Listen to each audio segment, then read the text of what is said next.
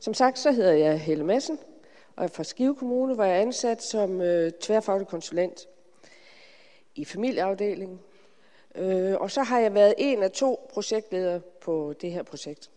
Jeg har fået 15 minutter til at fortælle om vores begejstring for den her model og metode. Og det er jo simpelthen ikke nok til, at jeg kan komme i dybden med det.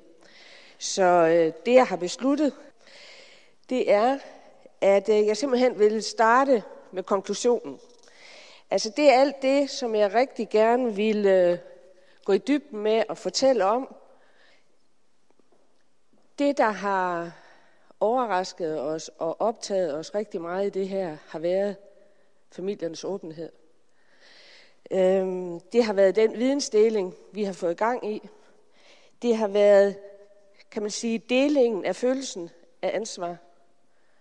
Der er stort ansvar i forhold til de her børn og familier, og hvor fornemmelsen har været, vi har fået delt det ansvar med hinanden.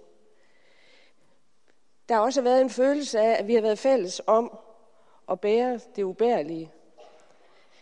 Vi har været rigtig optaget af, hvad de neutrale mødeledere faktisk har givet af effekt, og stadigvæk giver effekt ind på hele det tværfaglige samarbejdsområde.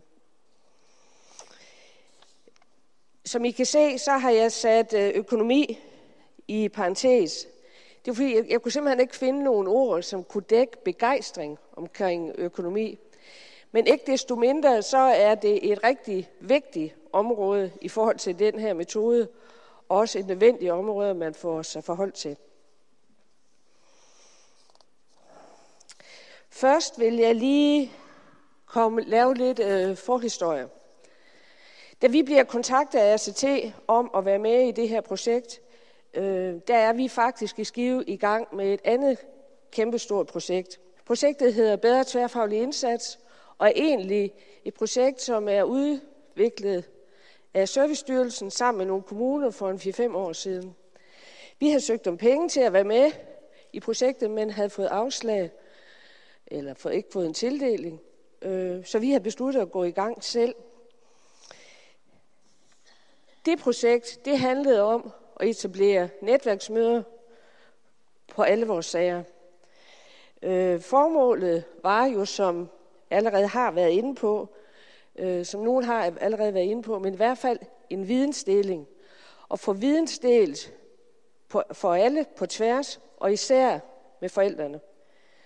Få lavet nogle fælles overordnede mål for, hvad er det, vi skal med den her konkrete sag, hvor er det, vi er på vej hen, og få aftalt nogle fælles indsatser med hinanden, så den ene hånd ved, hvad den anden gør. For at gøre den vidensdeling helt konkret, for at gøre indsatserne helt konkrete for alle, så var vi i gang med sammen med KMD at udvikle sådan en elektronisk digital logbog, hvor der var adgang for alle. For man kan sige, at en af de store udfordringer i hele det offentlige system, det er jo, at vi har hver vores IT-system, så det ikke på nogen måde er nemt at tale med hinanden, eller se, hvad hinanden laver. I det her system, der kan alle se, hvad er det for nogle indsatser, vi har aftalt med hinanden, hvem er der på af professionelle, og hvornår er det, vi skal mødes med hinanden løbende. For forældrene er der en adgang via deres NemID, så forældrene hjemme fra deres egen computer hele tiden kan følge, hvad er det, vi er i gang med. Vi var helt vildt optaget af det her projekt, og meget begejstrede. Da vi bliver kontaktet herfra. Så det går lige lidt tid, inden vi får sat os ind i, eller inden jeg får sat mig ind i, hvad er det faktisk, det her det går ud på. Og så går det jo op for mig, at det her, det passer jo som fod i hose til det, vi allerede er i gang med. Fordi det her projekt går ud på at få etableret netværksmøder for de allermest udsatte af vores familie. Man kan sige, at en af de konstante udfordringer, der er,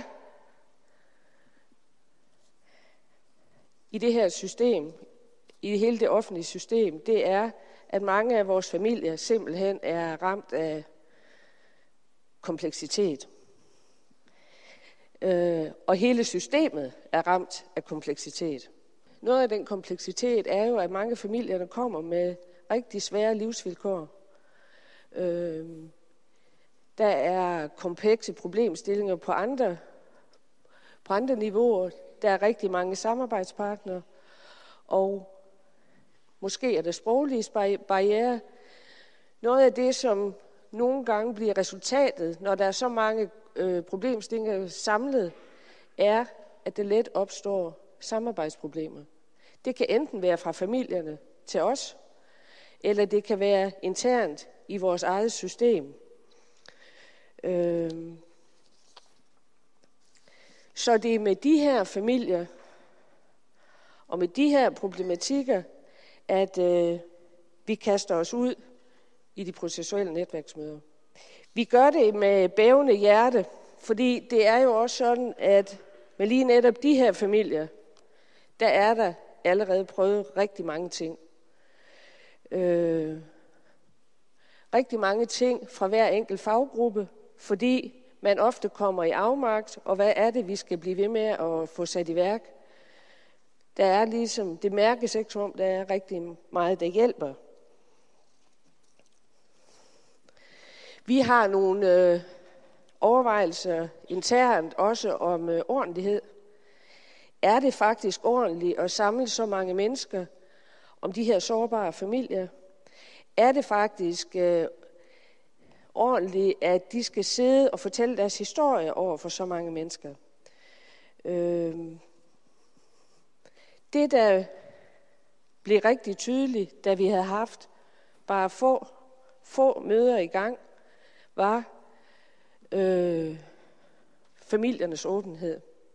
Det var fuldstændig, jeg kan ikke sige overraskende, og for mange af samarbejdspartnerne var det sådan lidt med hagen på bordet, fordi forældrene fortalte fuldstændig deres historie fuldstændig.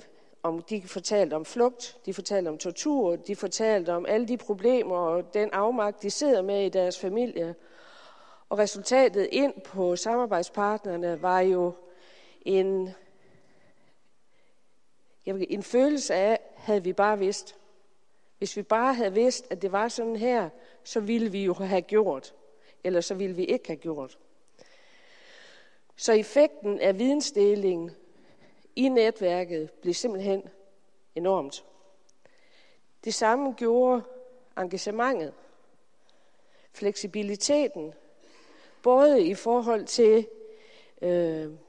hvad der skulle sætte i værk, idéerne til, hvad der kunne lade sig gøre, og det betød, at der blev lavet rigtig mange flere indsatser for børnene og for forældrene.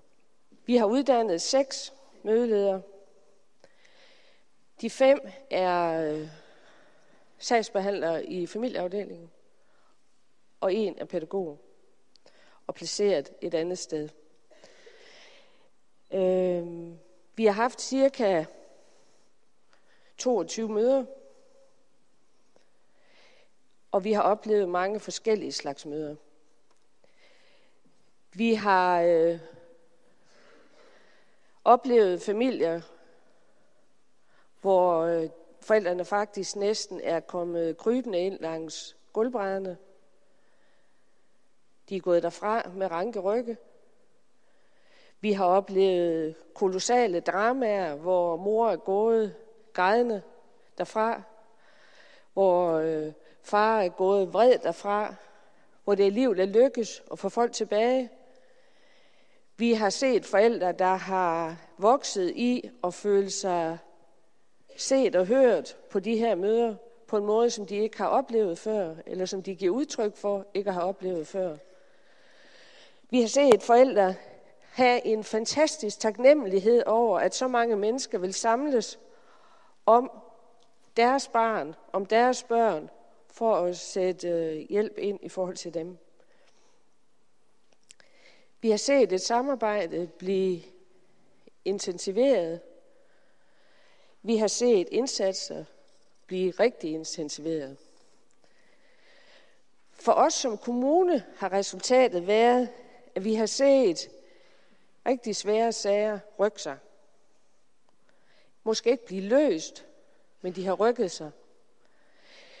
Om det skyldes, at man har fået delt viden, om det skyldes, at man faktisk har fået øje på noget nyt hos de her familier, om det skyldes, at man bliver fælles om at dele de her svære problematikker, der er, det ved jeg ikke.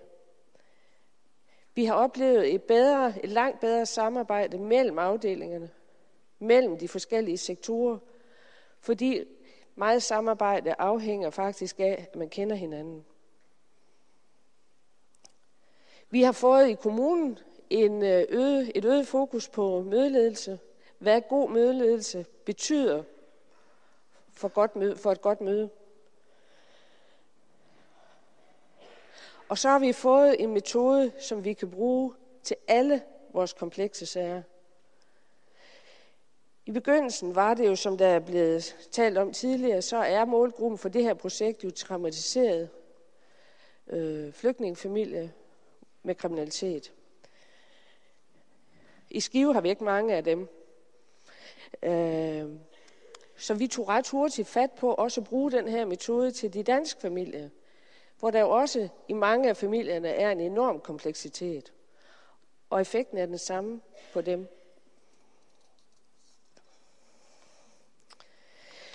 Som sagt, så har vi uddannet 6 mødeledere.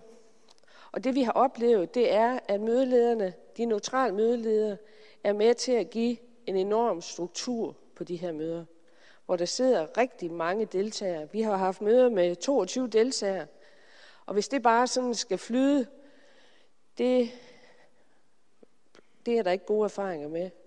En neutral mødeleder giver den struktur, der er nødvendig, og den struktur, som de her møder er bygget op om, gør, at beskrivelserne, den beskrivelse, som hver enkelt fagperson kommer med, ud fra sin synsvinkel, bliver delt først, og efterfølgende reflekterer man så på, ud fra de her historier, vi har hørt, hvad kunne man så forestille sig, der kunne bidrages med af indsatser. Det at få de ting delt op, har været en rigtig god oplevelse. Det bliver også meget tydeligt, hvad tydelig ledelse gør for et møde. For tydelig mødeledelse, det kan være at gå ind og præstere og få styret et møde. Men med de her mødeledere, der er ordentlighed i højsædet. For alle mennesker skal gå fra de her møder og føle sig ordentligt behandlet. Metoden her ændrer jo selvfølgelig ikke på de livsvilkår, som findes hos familierne. Men den kan være med til at gøre livsvilkårene og effekterne af de livsvilkår nemmere at leve med for alle. Begejstring er vores hovedord. Vi har fundet en model, som giver resultater, både for familierne og for os. Og så er vi begyndt måske at få hånd om noget af den kompleksitet, som er en helt stor både med- og modspiller i vores system. Både kompleksitet i vores system, men også kompleksiteten i familiernes system og i de problemer, de står med. Tak for ordet.